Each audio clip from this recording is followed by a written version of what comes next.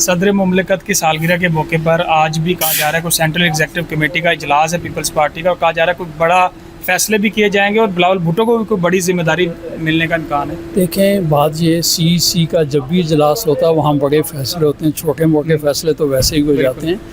سی کا جو بھی ایجنڈا ہوتا ہے وہ بڑے فیصلوں پر ہمیشہ مشتمل ہوتا ہے، وہاں پہ رائے ایک دوسرے کو دیتے ہیں، ڈیلیبریشنز ہوتی ہیں، نیشنل لیول کے جو مسئلے مسائل ہوتے ہیں وہ زیر غور آتے ہیں، اور ڈیفینیٹلی اگر میٹنگ ہوتی ہے بڑے عرصے بعد ہوتی ہے اور جتنا بھی ایجنڈا اکٹھا ہو چکا ہوتا ہے اس کو زیر بحث لایا جاتا ہے۔ حامد میر صاحب بڑے جیے صاحب، انہوں نے کہا ہے کہ یہ کشمیر الیکشن کے بعد پیپلز پارٹی اور مسلم لیگ نون میں جو اختلافات ہیں وہ مزید بڑھیں گے اور معاملات خراب ہوتے دکھائی دے رہے ہیں۔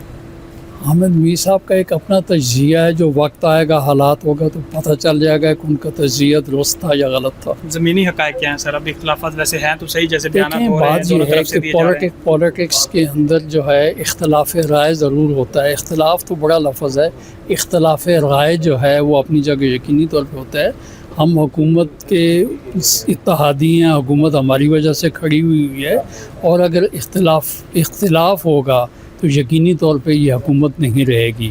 تو میرے تو خیال یہ ہے کہ حکومت کے ہم صاف کھڑے ہیں، ہمارے اختلاف رائے یقینی طور پہ ہے، ہم ان کے خلاف الیکشن لڑ رہے ہیں، وہ ہمارے مد مقابل ہیں اور انہی سے ہم انشاءاللہ الیکشن جیتیں گے۔